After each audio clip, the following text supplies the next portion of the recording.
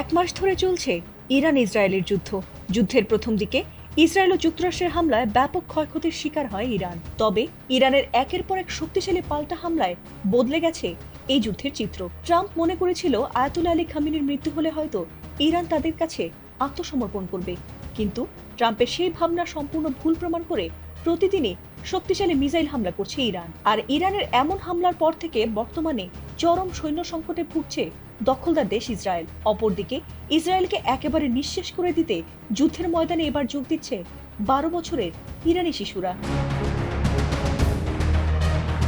ইতোমধ্যেই ইরানের পাল্টা হামলা মোকাবিলা করতে রীতিমতো হিমশিম খাচ্ছে ইসরায়েল। যুদ্ধবিরতির প্রস্তাব নিয়ে অনেকের সাথেই কথা বলছে ট্রাম্প, তবে ট্রাম্পকে কোনো তোয়াক্কা না করে আরো ক্ষিপ্র গতিতে যুদ্ধ চালিয়ে যাচ্ছে ইরান। যুদ্ধের এমন পরিস্থিতিতে পরমাণু অস্ত্র ছাড়া সব ধরনের আধুনিক অস্ত্র ব্যবহার করেও ইরানকে দমাতে পারছেন না ট্রাম্প। তবে ইরানও বুঝে গেছে এই যুদ্ধ দীর্ঘস্থায়ী হলে তাদের আরো সৈন্যের প্রয়োজন পড়তে পারে, আর সে কারণেই 12 বছর বয়সী শিশুদেরও এই যুদ্ধে কাজে লাগানোর এক ভিন্ন কৌশল নিয়েছে ইরানের বিপ্লবী গার্ড বাহিনী IRGC।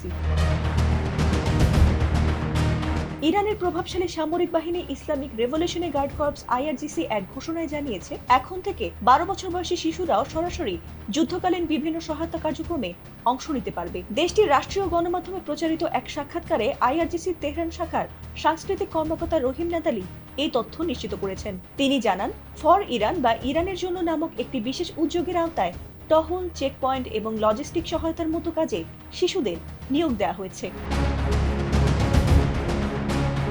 নাদালির ভাষ্য, অনেক কম বয়সী শিশুরাই স্বেচ্ছায় যুদ্ধে অংশ নিতে আগ্রহ দেখাচ্ছে এবং তাদের প্রবল দাবির মুখে সহায়তামূলক কাজের জন্য ন্যূনতম বয়স কমিয়ে 12 বছর নির্ধারণ করা হয়েছে, যার ফলে এখন থেকে 12 ও 13 বছর বয়সী কিশোররা চাইলেই এই কার্যক্রমে যুক্ত হতে পারবে। তবে এই ঘোষণা আন্তর্জাতিক মহলে চরম উদ্বেগের সৃষ্টি করেছে। শিশু অধিকার নিয়ে কাজ করা বিভিন্ন সংস্থা এটিকে আন্তর্জাতিক আইনের লঙ্ঘন এবং শিশুদের ঝুঁকিপূর্ণ নিরাপত্তা কাজে ব্যবহারের শামিল বলে মনে করছে।